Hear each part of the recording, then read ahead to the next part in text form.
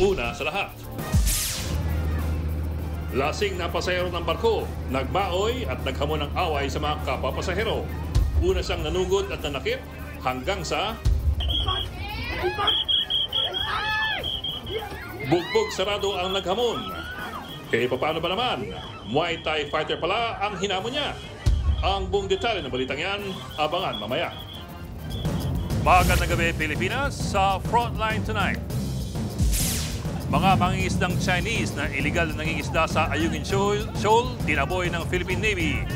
Nakuha pa sa kanila ang ilang bote ng hinihinalang cyanide. Sa gitna ng kontrobersya sa korupsyon, panawagan ng ilang kongresista, ilabas ng SALED pati ni Pangulong Bongbong Marcos. May sagot dyan ang palasyo. Modus ng lalaking nagkunwaring pulis nang hihingi siya ng pera kapalit ng pangakong ikukulong ang sinumang irereklamo. Matapos ang pagputok ng Bulkang Taal nitong weekend, Bulkang Kanlo naman ang nagbuga ng abo kanina. At ihanda na ang jacket dahil simula na po ang amihan season. Sa showbiz, Aljura Brenica nakipag-vocalize kasama ang cast ng FPJ's Batang Quiapo.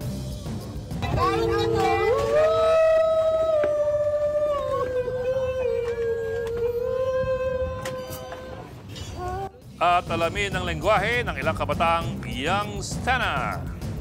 Ano G? Musta? Shot ka plar. Parang malungkot ka plar ah. May nangyari ba? Iniwan naman ni Bus sa paglipad ng eroplano. Alaos ng day one sa... Oh, anyari ka? G, para siyang...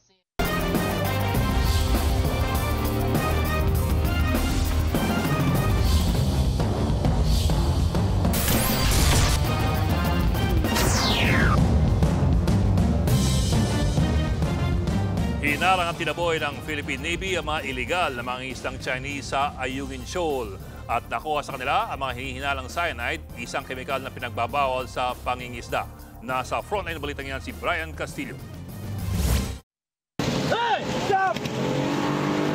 Hey! Stop! Hey! Stop! Hey! Stop! Stop! Get out there! Stop! Stop! Biyernes ng gabi nang sitahin ng tropa ng BFP Sierra Madre ang bangkang yan ng mga Chinese na iligal umanong nangingisda sa Ayungin Shoal. Pilit pinapahinto ng ating mga sundalo ang mga Chinese. Pero imbis na huminto, lalo pa nilang pinabilis ang takbo ng bangka. Hey, stop!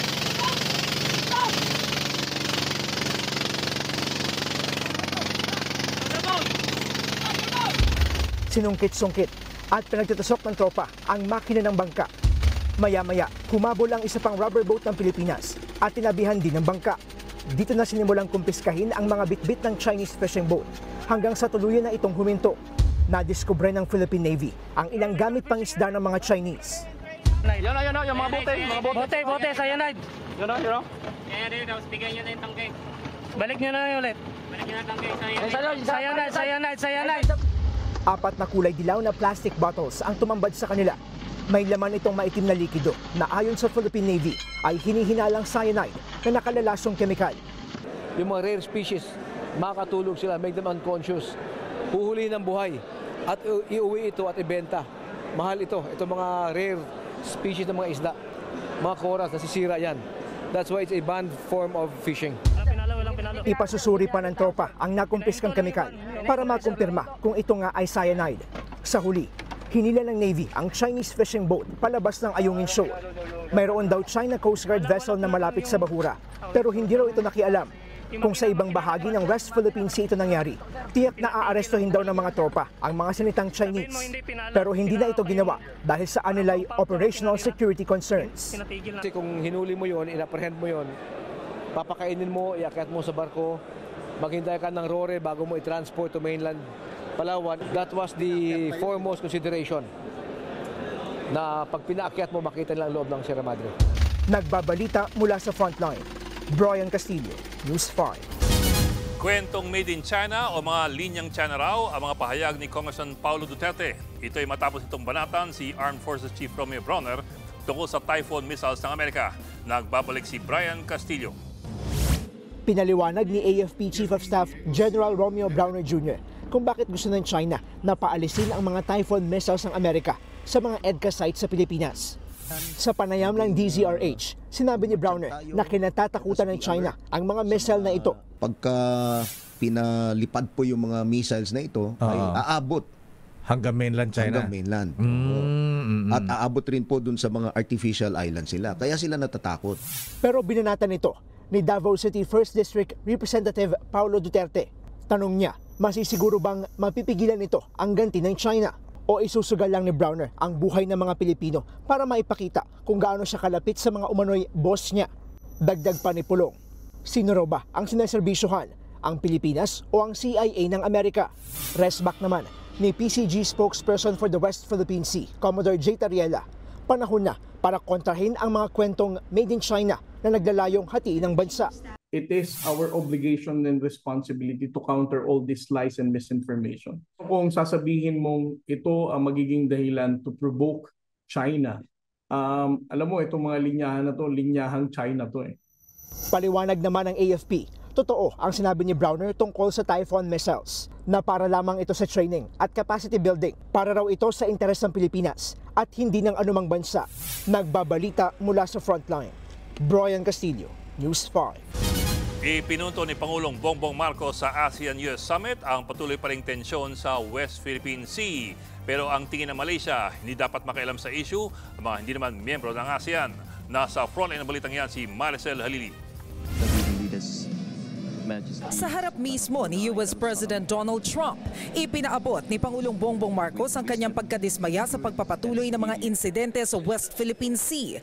Sa kanyang intervention sa ASEAN-US Summit, binigyang diin ni Pangulong Marcos na nalalagay sa alanganin ang buhay ng mga Philippine personnel dahil sa walang tigil na insidente sa West Philippine Sea. Maging ang kaligtasan ng mga vessel at aircraft nalalagay din sa alanganin. Pinuna rin ng Pangulo ang pagtatayo ng Nature Reserve sa Bajo de Masinloc na malinaw na bahagi ng Pilipinas. Paglabag daw ito hindi lamang ng soberanya ng Pilipinas kundi ng traditional fishing rights ng mga Pilipino na ginagarantiya na ng 1982 UNCLOS, Domestic Law at 2016 South China Sea Arbitration Award.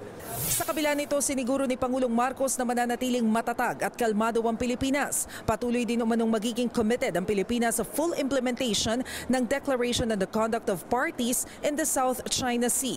Kinilala rin ng Pangulo ang kahalagahan ng suporta ng ibang bansa sa rule of law tulad ng India. As a maritime and archipelagic nation, I wish to highlight the great importance of the rule of law in our oceans. Both ASEAN and India should see peaceful settlement of disputes and maritime cooperation as essential, as our seas contribute to the peace and prosperity of the entire Indo-Pacific region. Sa 20th East Asia Summit ngayong hapon, binigyang diin naman ni ASEAN Chair at Malaysian Prime Minister Anwar Ibrahim na dapat resolbahin ang usapin sa Code of Conduct gaya ng iba pang issue sa ASEAN sa pagitan lamang ng ASEAN members at partners nito. We want it to be resolved within ASEAN and ASEAN with our partners in the region. Because the moment is seen to be imposed and dictated by outside forces, things becomes more problematic and tense. As far as we're concerned, things are still under control. Sa ASEAN ROK Summit naman, kaninang umaga, binigyang diin din ni PBBM ang kahalagahan ng maritime cooperation para sa regional peace. Dumalo rin si PBBM sa ASEAN Plus 3 Summit. Nakatakda ring magkaroon ng bilateral meeting si PBBM sa Vietnam ngayong gabi. Nagbabalita mula sa Frontline, Maricel Halili, News 5. Higit 70,000 social media accounts ang binura dahil ginagamit ito sa pagre-recruit ng mga scammer. Ang ilang biktima dinala sa Myanmar, kinakailangan tumuwid ng ilog para makatakas. Nasa Frontline ng balitang yan si Daniel Pawid, exclusive. We're going to transfer to the other side. Over there. Maputik ang ilog. Sa ilalim ng tirik na araw, pilit na tumawid sakay ng bangkang walang katid ang mahigit 10 Pinoy na nasadlak sa scam hub sa Myanmar. October 19 nang masagip ng Myanmar military ang higit 200 Pinoy. It's already done. We already crossed the river, ma'am. Pagdating sa border ng Thailand, 7 oras silang ibinyahe para makarating sa Bangkok sa kustodiya ng Philippine Embassy. Rito sila maghihintay para makauwi ng Pilipinas. Ayon sa Department of Migrant Workers, inaayos na ang exit documents ng mga nasagip na Pinoy. Nadiskubring idinaan sa backdoor exit ng Pilipinas ang mga biktima papuntang Myanmar. Ang siste dumaan sila sa bundok at bumaba sa dagat at saka sila isinakay sa bangka patawid muna ng Malaysia. Yung ilalabas, 4 na perpetrators naman doon, 13 ang ilalabas nila via the backdoor sa Rizal, Palawan. Lumalabas na naengganyo ang mga Pinoy sa alok ng mga recruiter na trabahong customer service related. May sahod daw itong 40 hanggang 50,000 pesos kada buwan. Sabi ng DMW, karaniwan sa recruitment ay nangyayari online. Kaya naman ang kanilang digital surveillance team nakapag-take down na ng higit 70,000 social media accounts. Pero ang totoo, babagsak sila sa scam hub. Ayon sa DMW, dating mga POGO worker ang mga Pinoy na nawalan ng trabaho. Rin silang, kumbaga, illegally, linilipat sila dun. There's no question that some, if not many, of the victims are willing victims. Sa nakalipas na 2 taon, higit 1,000 Pinoy na ang na-repatriate dahil sa pagiging scam hub worker sa Golden Triangle. Yan ang mga bansa na Myanmar, Laos at Cambodia. Nagbabalita mula sa Frontline, Rainiel Pawid, News 5. Sinagot ng Malacanang ang panawagan ng mga negosyante at mga manggagawa kay Pangulong Bongbong Marcos kaugnay ng korupsyon. May nananawagan din na magbitiw sa pwesto ang Pangulo. Nagbabalik si Manan Enriquez. Mahiya naman kayo. Sa kanyang sona noong Hulyo pa, ibinulgar ni Pangulong Bongbong Marcos ang anomalya sa flood control projects. Pero hanggang ngayon, usad pagong pa rin daw ang investigasyon. Sa open letter ng business at labor leaders kay Pangulong Marcos, parang kontento na raw sa lookout bulletin sa halip na hold departure order laban sa mga posibleng sangkot. Sa halip din daw na transparent hearing, closed door ang ginawang investigasyon. Ang gusto nilang i-certify as urgent ang pagbibigay ng contempt power sa Independent Commission for Infrastructure. Pero sagot ng Malacanang, ang dami nang nangyari sa investigasyon mula noong Hulyo. Pero hindi raw pwede basta-basta maglabas ng whole departure order. Nandiyan na po yung mga freezing of assets na in-order ng AMLAC. Nandiyan na rin po ang mga pagsasampa ng kaso. Ang whole departure order, ang mag-i-issue po niyan ay korte. So dapat malaman po nila na lahat po ng ginagawa ngayon ng administrasyon at ng mga law enforcement agencies ay naaayon sa batas. Binigyang diin din ng Malacanang na kahit ang NBI wala namang contempt power pero nagagawa ng maayos ang trabaho nila. Unang-una po, ang NBI po ay isang investigative body pero wala silang contempt powers. Pero bakit sila nakakapag-imbestiga at nakakapag-file ng kaso? Meron o wala man contempt powers ang ICI, makikita po natin na sila naman po ay pinupuntahan ng mga pinapatawag nila. Marami po ang maaari magpasubpina. Kung hindi raw tumugon ang pinatatawag ng ICI, hindi na raw yun kasalanan ng body. Pwede na raw silang kasuhan kahit hindi narinig ang panig nila. Tinawag naman ni dating Ilocos Sur Governor Chavit Singson na isang pinakamalaking corruption scheme ang maanumalyang flood control projects. Dapat na raw bumaba sa pwesto ang Pangulo kung hindi ito kayang hawakan. Perhaps it is you that you should be ashamed of yourself, Mr. President. It is a failure of leadership at the very top. What our President is doing is shifting the blame to others to save himself. That, ladies and gentlemen, is called a weak leader. Wala pang pahayag ang Malacanang tungkol dyan. Nagbabalita mula sa Frontline, Marian Enriquez. News 5. Nananawagan ng ilang kongresista na ilabas na ni Pangulong Bongbong Marcos ang kanyang SALN o yung Statement of Assets, Liabilities and Net Worth. May sagot naman dyan ang Palasyo. Nasa frontline ng balitang yan, si Manan Enriquez. Labas na ang SALN. Wala nang marami pang cheche-bureche. Dapat pangunahan ni Pangulong Bongbong Marcos ang pagsasapubliko ng kanyang Statement of Assets, Liabilities and Net Worth o SALN. Ayon yan kay ACT Teachers Party List Representative Antonio Tinio. Dahil ito ang pinaka magiging basis para malaman kung ang lifestyle mo ba ay katumbas ng iyong kinikita o hindi. So ilabas na ang SALN. Ganyan din ang sinabi ni ML Carteles Representative Leila De Lima. Dapat daw patunayan ni PBBM na galit siya talaga sa korupsyon. Hindi raw pwede ang hanggang salita lang at maraming kuskus balungos. Ang hamunan ng labasan ng SALN ay sa gitna ng mainit na isyu ng katiwalian sa infrastructure projects. Ayon naman sa Malacanang, handang maglabas ng SALN ang Pangulo pero dapat ay batay sa guidelines ng Ombudsman. Wala naman pong pagpipigil na ginagawa po ang Pangulo. Pero meron po kasing nilabas naman din po ang procedure, ang Office of the Ombudsman. At nakita po natin na ang ginawa naman po ng procedure ng Office of the Ombudsman ay mas liberal. Mas madaling kumuha po ng records mula sa Ombudsman unlike during the past administration. Sa panig naman ng Senado, sinabi ng Senate Secretary na nasa 10 senador ang nakatakdang maglabas ng kanilang SALN, maging ang gabinete na pag-usapan ang paglalabas nila ng SALN. Ayon kay Executive Secretary Lucas Bersamin, dapat ay may magandang rason sa paghingi nito. Nagbabalita mula sa Frontline, Marian Enriquez. News 5. Kasunod ang pagputok ng Bulkan Taal nitong weekend, nagbuga naman kanina ng abo ang Bulkang Kanlaon. Sa video mula sa P-Box, makikita ang pagbuga ng abo mula sa bunganga ng bulkan. Nagtagal po yan ng 4 na minuto. Umabot sa halos 500 talampakan ang taas ng abo na pakanluran ng direksyon. Kahapon naman, 3 beses pumutok ang Bulkan Taal habang 1 beses naman itong Sabado. Nagtagal ng 2 hanggang 4 na minuto ang mga minor eruptions. Kumalat ang abo sa ilang lugar sa Batangas.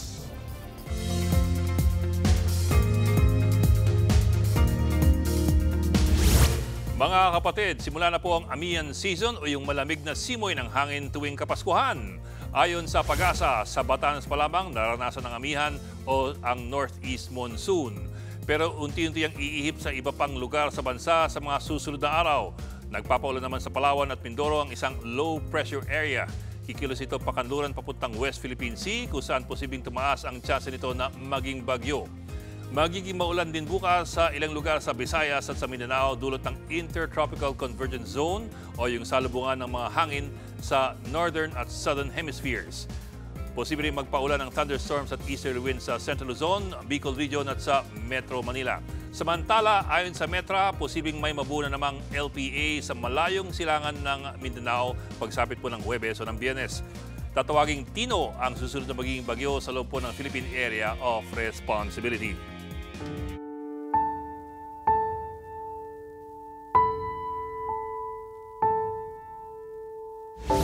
Maaga nang bumiyahe ang ilan sa ating mga kapatid para hindi makisabay sa dagsa ng mga pasahero sa terminal bago ang undas. Nagpapalit na rin ng RFID stickers ang ilang motorista na magamit sa lahat ng mga expressways. Nasa frontline na balitang yan si Gerard de la Peña. Pila ang mga motorista sa mga RFID Installation Center ng North Luzon Expressway sa Balintawak Toll Plaza. Karamihan sa kanila nagpapalit ng RFID sticker matapos inanunsyo ng DOTR na isang RFID sticker na lang ang kailangang gamitin sa lahat ng expressways. Medyo onti pa. Gawin mo na kung pwede mo nang gawin yun. Kung next week pa, ako sigurado yun, dagsayan. Daming tao niyan. Ayon sa pamunuan ng expressway, magsisimula ang dagsa ng sasakyan panorte sa October 30 at mga pabalik ng Maynila simula November 1 ng gabi. 450,000 ang daily average ng mga sasakyan sa NLEX at posibleng madagdagan daw ito ng 5 to 10%. Sa ibang installation center, inaabot ng ilang oras ang pila ng mga motorista para magpapalit ng RFID stickers. May mga na-bad trip sa proseso. Ang alam namin madali lang, tapos ganito para sobrang tagal. Paalala ng San Miguel Corporation, kailangan munang mag-apply online para sa One RFID bago dumiretso sa installation booth. Nagsisimula ng dumami ang mga pasahero sa Parañaque Integrated Terminal Exchange o PTEX. Fully booked na ang mga biyahe Panaga, Tabaco at Gubat sa Bicol para sa October 30 at 31. Ayon sa pamunuan ng PTEX, 2.1 million ang inaasahang bilang ng mga pasahero sa PTEX mula ngayon hanggang sa November 5. Sa ngayon, sapat pa naman ang bilang ng mga bus. Iba naman ang sitwasyon sa Batangas Port kung saan kaunti pa ang mga pasahero. Ang pamilya ni Flor, sinamantala na ang pagbiyahe. Para hindi na kami ganong mahassle sa siksikang maraming tao. Kasi may mga kasama akong anak, mahirap, bata. Para maibsan kahit paano ang siksikan, nag-issue ng special permit ang Marina para sa mga karagdagang barko. Sa tansya ng mga otoridad, posibleng abutin ng 19 hanggang 22,000 na pasahero kada araw ang daraan sa Batangas Port ngayong undas. Bago pa man ang dagsa ng mga pasahero sa Batangas Port, nagsagawa ng inspeksyon ng DOTR kasama ang Coast Guard at Philippine Ports Authority. Ilan sa mga ininspeksyon ang ticketing office, waiting area ng mga pasahero at mga barkong sasakyan nila. Isa sa mga napansin ay hindi pa rin paggamit ng online ticketing system ng ilang shipping companies na noong panahon pa ni Transportation Secretary Vince Dizon ipinag-utos. Nagpaalala naman ng DOTR sa shipping companies na wala dapat pagtataas ng pasahe. Naka-heightened alert din ng Coast Guard para sa seguridad ng mga pasahero. Nagbabalita mula sa Frontline, Gerard de la Peña, News 5.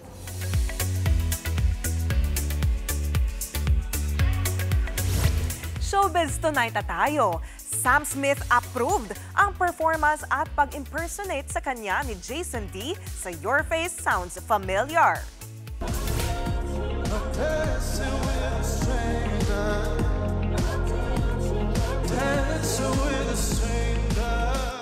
Mula sa hairstyle, outfit, makeup at kahit sa boses, gayang-gaya ni Jason D si Sam.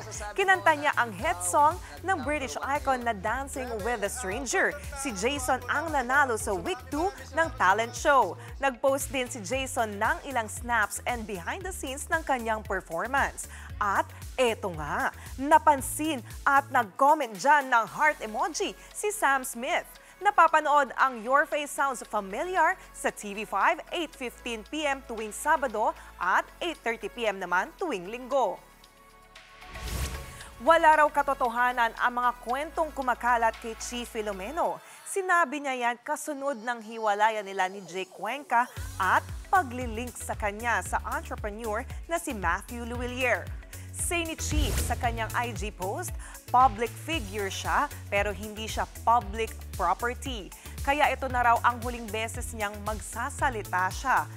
Ever since daw ay si Chi na ang breadwinner kaya masakit daw para sa kanya at sa kanyang pamilya tuwing may lumalabas na mga walang basehang kwento tungkol sa kanya. Wala raw katotohanan ang mga yan. Unfair daw na husgahan siya, lalo na bilang tao na nagsumika para maipagmalaki ng mga mahal niya sa buhay. Say pa ni Chi, this time ay pipiliin niya ang peace at privacy. Samantala, pinatulan naman ni Jake Cuenca ang comment sa kanyang post ng isang netizen na there's no more chance. Sagot ni Jake, hindi na raw ito tungkol kay Chi and that ship has sailed and wish her nothing but the best. Quote-unquote. This month lang nang aminin ni Jake na wala na sila ni Chi, pero wala raw official breakup na nangyari. Susunod, lalaking nagpanggap na tauhan ng CIDG ng tingin ng 5,000 piso para raw makapagpakulong. Lalaking nagamon ng suntukan, natapat sa Muay Thai fighter. At Zaijan Haranilla at Cyril Manabat na prank ng nagpakilalang Korean driver. Magbabalik pa ang Frontline Tonight.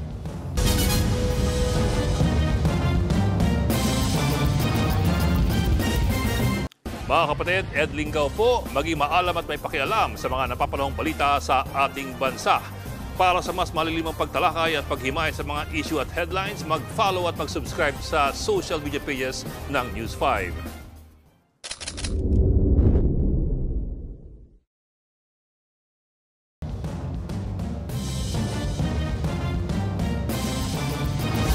Bistadong isang lalaking nagpanggap na tauhan ng PNP CIDG sa Lucena City. Hiningan pa raw niya ng 5,000 pesos ang biktima, kapalit ng peking pangakong ipapakulong ang nirereklamo nito. Nasa frontline na balitang yan si Dave Buel. Agad pinusasa ng mga otoridad ang 35 anyos na lalaking nahuli sa entrapment operation sa Lucena City. Siya si alias Edgar, nagpanggap na pulis at miyembro ng Criminal Investigation and Detection Group o CIDG. Ayon sa PNP CIDG, isang babae ang hiningan ng pera ni alias Edgar, kapalit ng garantisadong pagkakakulong ng irereklamo ng biktima. So, yung unsuspecting victim natin ay nagbigay din siya ng 5,000 pesos. Dito na naghinalang biktima at pinakumpirma sa mga otoridad ang pagkakakilanlan ni alias Edgar. Napag-alaman na hindi riyon miyembro ng CIDG Quezon PFU at hindi din siya miyembro ng Philippine National Police. Kaya nang manghingi ulit siya ng panibagong 5,000 piso, nagkasanan ng entrapment operation. Nakumpiska kay alias Edgar ang mga peking CIDG ID. Paalala ng mga pulis, pag may bayad na, humihingi na ng bayad, red flag na po yun, magsumbong na po kayo agad. Mahaharap ang suspect sa reklamong robbery, extortion at usurpation of authority. Nagpapalita mula sa Frontline, Dave Abuel, News 5. Inaprubahan ng Senate Finance Committee ang 625 billion pesos na budget ng DPWH para sa taong 2026. Pero ang babala ng komite, posible pang matapisan yan kung hindi mapapaliwanag ng ahensya ang ibang mga red flag na proyekto. Nasa frontline ng balitang yan, Camille Samonte. Sa pagpapatuloy ng pagdinig ng Senado para sa 625 billion pesos 2026 budget ng Department of Public Works and Highways, muling inungkat ng Committee on Finance ang mga red flag na proyekto ng ahensya. Kasama riyan ang mga reappearing projects o mga proyektong naulit at muling popondohan sa susunod na taon. Ayon kay DPWH Secretary Vince Dizon, 798 sa 946 proyekto ang na-validate na ng ahensya na aabot sa 11.6 billion pesos. Paliwanag ni Dizon, mga continuation project ito na kailangan lang tapusin. Ina-validate po natin kung ito bang mga proyektong to ay completed na ba. I think that was the fear, no, nating lahat, no, na since kapareho nung 2025 at merong bagong pondo, parang doble-doble, no, umuulit. Ayon pa sa DPWH na may natitira pang 148 projects na kailangang i-verify. Binigyan sila ng Finance Committee Chairperson Sherwin Gatchalian hanggang Biyernes para isumite ang kumpletong ulat. Tanong naman ni Senator Erwin Tulfo, paano tutugunan ng DPWH ang problema sa baha kung tinapyasan ng 255 billion pesos ang kanilang pondo? Meron pong naiwan na 15.7 billion na flood control for foreign assisted projects. Yan po talaga naman pong makakasiguro tayo na hindi mananakaw yung pondong yan at maayos po ang pagkagawa ng mga flood control projects na yan. Aminado rin si Dizon na maraming proyekto ang hindi planado ng maayos, kaya pabor din siya sa budget cut. Sa huli, nakalusot sa Senate Committee on Finance ang 625 billion pesos na panukalang budget ng DPWH para sa 2026. Kasunod nito, magpapatuloy naman sa November 14 ang pagdinig ng Senate Blue Ribbon Committee sa flood control scandal, kung saan inaasahang babalik bilang chairman si Senator Ping Lacson. Yan ay kung muli raw mahalal si Lacson sa November 10. Kapag nangyari yan, iimbitahan ng dating security consultant ni dating Congressman Zaldico. Nagbabalita mula sa Frontline, Camille Samonte, News 5. May bagong officer in charge ang National Bureau of Investigation or NBI. Ayon sa Malacanang, tinalagang OIC si Lito Magno.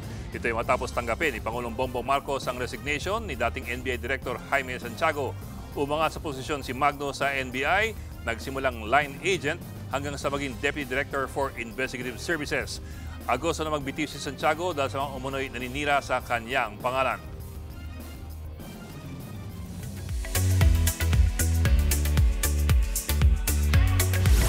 Na-prank sina Zaijan Haranilla at Cyril Manabat ng isang driver na binook nila. Ang driver, nagpakilalang Koreano at kunwari nagtatrabaho sa Pogo, saka naglabas ng Pugo. Panoorin natin yan. From artista, passenger mode muna sina Zaijan Haranilla at Cyril Manabat. Pero ang catch... We are going to Scout Mount Trinon. Yeah, we're going to Wildflower. Koreano ang driver nila? Sorry? Student? Yeah, you student? Yeah, we're students. Oh, you. Chika mode naman sa kanila ang Koreanong driver na may iba pa raw business. Yeah. We are expanding our business here, around here. Scout area. What kind of business? It's Pogo Sugar. Gambling? 200m 앞에서 저 회전입니다. No, it's sugar. Sugar! Oh, okay. Yeah. Okay, sorry. And the other one is Pugo!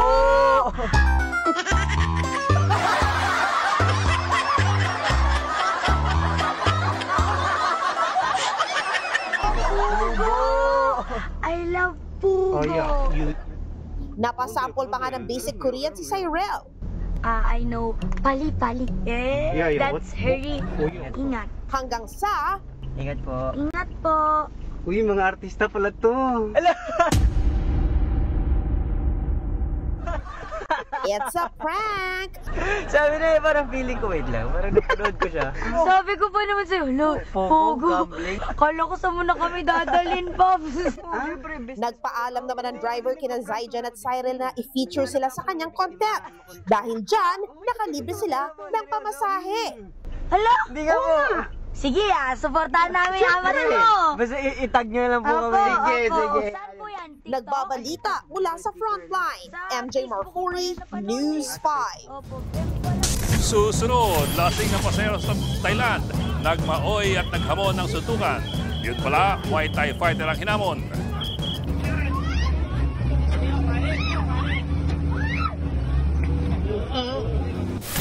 Mga manika at iba pang panggamit na sinumparaw, tampok sa isang exhibit sa London. At ano nga ba yung nauuso online na Youngstana? Baka dumami pa. Kosa, amas nga na sa akin niya. Dahil sa parang magduda pa sa ganyan. Kamatayan? G? Alam mo yan, G. Tutok lang mga kapatid dito sa Frontline Tonight.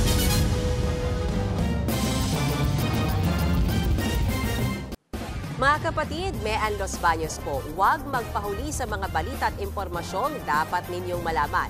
Para sa mas malawak na balitaan at diskusyon, mag-follow at mag-subscribe na sa social media pages ng News 5.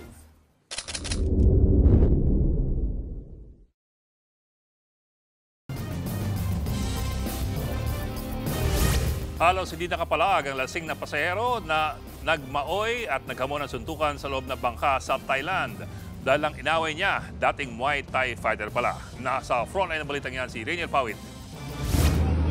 Tumayo ang lalaking yan na pasahero ng bangka sa Thailand. Lasing ang lalaki at tila iniinsulto ang isa pang pasahero sa kanyang likuran. Inaawat na siya ng kanyang girlfriend pero ayaw pa rin niyang tumigil sa pagmamaoy. Sinubukan pa niyang tumungtong sa likurang upuan. Hindi na nakapagpigil ang lalaking ininsulto at sinagot niya ang lalaking lasing.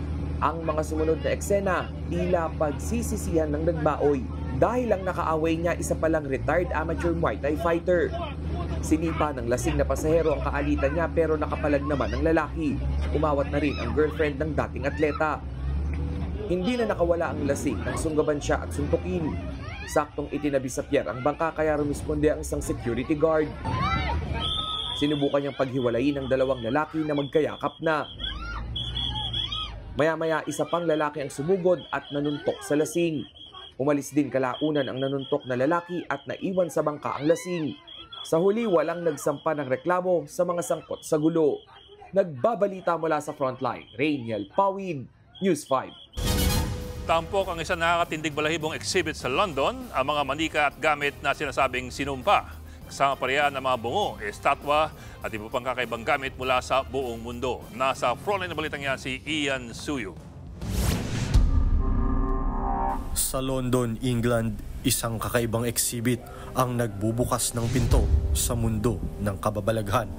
Tinawag itong Dark Secrets, The Esoteric Exhibition. Dito, makikita ang higit 1,000 bagay na pinaniniwala ang sinumpa, misteryoso at nakakatindig balahibo. Pinakabida sa takutan ang pinakamalaking koleksyon ng mga cursed dolls sa Europa. Ayon sa forensic anthropologist na si Matteo Borini, ang sumparaw dumidikit sa kahit sinong lumalapit. Kasama rin sa mga exhibit ang mga ulo ng tribo sa Amazon, ang estatwa ni Baphomet, isang vampire hunting kit, at ang jacket ni Jimi Hendrix na sinasabing bahagi ng 27 Club Curse na mga musikero raw na maagang kinuha ng dilim. Mayroon ding silid para sa mga fake mediums, mga gumagamit ng ilusyon para dayain ang mga kaluluwang gustong kausapin ng mga buhay. At kung di ka pa rin natatakot, may Plague Doctor Mask, 2 ulo ng fox at kopya ng Devil's Bible. Ayon kay Borini, ang Halloween daw ay nagsimula bilang isang paganong ritual bago ito naging pista ng mga patay. Kaya kung akala mong costume party lang ang Halloween, sa exhibit na ito, baka may sumama na sa'yo pag-uwi. Nagbabalita mula sa frontline, Ian Suyu, News 5. Abangan ang nausong bagong lengguwahe na matatawag na Youngstana. At Aljur Abrenica naki-vocalize kasama ang mga co-star sa FPJ's Batang Quiapo.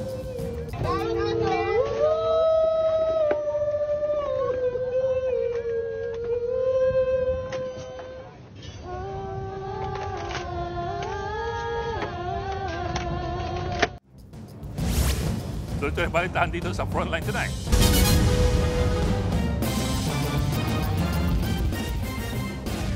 Mga kapatid, Johnny Alipon po, maging updated sa latest entertainment at lifestyle.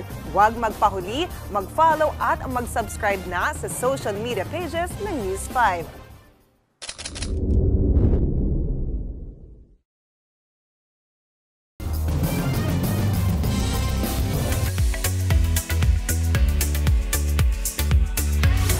Greatly disturbed o nababahala raw si Film Development Council of the Philippines Chairman at Direktor na si Joey Reyes sa pelikulang Quezon. Yan ang naging komento niya matapos mapanood ang film. Sa kanyang post, natanong ni Direk Joey saan sa pelikula ang fact at saan doon ang fiction. Ano rin daw ba ang gustong iparating ng filmmaker tungkol sa tatlong bayani sa Bayaniverse Trilogy? At bakit mas marami raw ang nanonood sa Cine Silip Film Festival kaysa sa epic historical film na Quezon? Naging kontrobersyal ang pelikulang Quezon dahil sa isang tensyon sa isa nitong talkback session. Nagalit ang apo ng yumaong Pangulo sa bida nitong si Jericho Rosales at direktor na si Gerald Tarog. Ginawa raw kasi nilang katatawanan ang buhay ng kanyang lolo. Pero depensa ng production team ng Quezon, nakabase ang pelikula sa verified historical records kasama na ang sariling autobiography ng yumaong Pangulo. Mula sa pagiging singer sa TikTok, nag-ala vocal coach si Aljur Abrenica sa kanyang co-stars sa Batang Quiapo.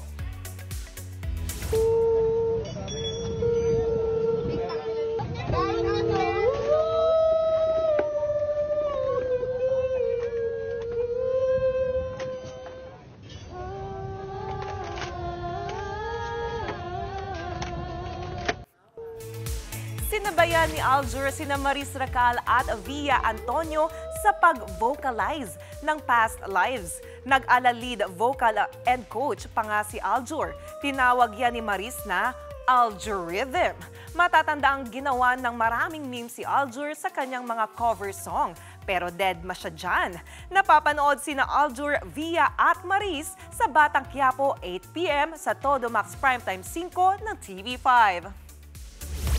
At yan ang latest and hottest sa Frontline Showbiz tonight. Ako po si Johnny Alipon. Happy Monday, mga kapatid!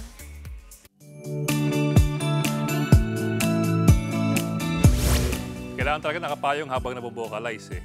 At sa ating mga pabaong pampagood night, kakaiba ang mga salitang nauuso ngayon sa mga Pinoy Gen Z. Yan po ang tatawag na Youngstana. Kung ano yan, panoorin po natin.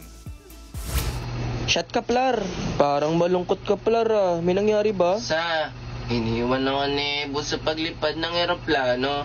Alaos ng day one sa... Awit sa kanya! Ano mga Plar? Youngstana na ba ang lahat? Gusto ba naman i-my-day ko siya? Bas ko sa kanya. Gara naman yan, G. Baka dumami pa kalaban ko niyan. Yan ang nauusong salita ngayon sa mga Gen Z. Naiiyak? Parang ang Youngstana na ito na ikakasal. Waldy, bukal ba sa iyong loob ang pagparito upang makaisang dibdib si Ebu? Kuwawa sa'yo, Bebot. Alam mong hindi komisyon yan. Malabong maging tutado ng mga easa. Rider na Youngstana, pero walang iwalit. Alos ako ganyan, G. Negat sa ganyan. 10 pesos lang pera ko dito, kuya. Baka pwede mo na to. Lakas mo no? Ghouls, malala sa'yo. Ay, galing lang ako sa... Hanggang sa job application, may Youngstana. Why should we hire you? Ayon trippin ka. Iba akong humasla, Dol. Roroxy ng matindi yan. What is your expected salary? To be honest, mahina 20 mil sa akin, Dol. Sorry, but we cannot do that. Laks mo no? Ito naman, ebas ni Youngsta na kamatayan. Kosa, amas nga na sa akin niya. Dahil sa para magduda pa sa ganyan. Kamatayan? G? Alam mo yan, G. Paano naman daw dumiskarte ang Youngsta na sa babae? Taraya, diskarte na natin. Ebo, amas ka sa amin. May boyfriend ako Laks mo no? Ano? Pati nga ang roomie cosplayer na to sa K-pop Demon Hunter, ginawang Youngsta na.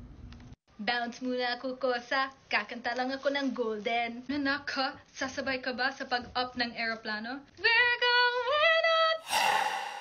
Kung dating araw, Jejemon ang nausong salita. Ngayon, andyan na ang mga Youngsta na. Salamat sa love, Kosa. Laks mo no? O paano? Bounce na ako, ya? Nagbabalita mula sa Frontline. Laila Pangilinan, News 5. Ano, Repa Pipaps? Bok, anong masabi mo? Alam niyo mga kapatid, hindi ata bagay sa... Pero bagay ano sa'yo. bang masasabi niyo dyan sa Youngsta na yan? Okay, number 1. Tingin ko kailangan ng... Pag ganun, kailangan may subtitles sa ilalim. Wala ko naintindihan. Yun nga. Number 2, parang hindi lengguwahe, parang nakainom lang sila. Parang kulang na lang, kama, parang matutulog na sila. Number 3, hindi ko pa rin alam ang ibig sabihin ng stana. Oo nga eh. Ha? Oo, parang tama nga yun. Pwede ba yun? Stunner. O, stunner pala yung Okay. Okay. The word stunner comes from the 1820s. It used to refer to yung suntok sa boxing kung saan na-stun yung kalaban mo. By the mid-1800s, it referred to something surprisingly good already. The origins are estonner from the Old French, to stun, and extonare from the Old Latin, which is to be thunderstruck.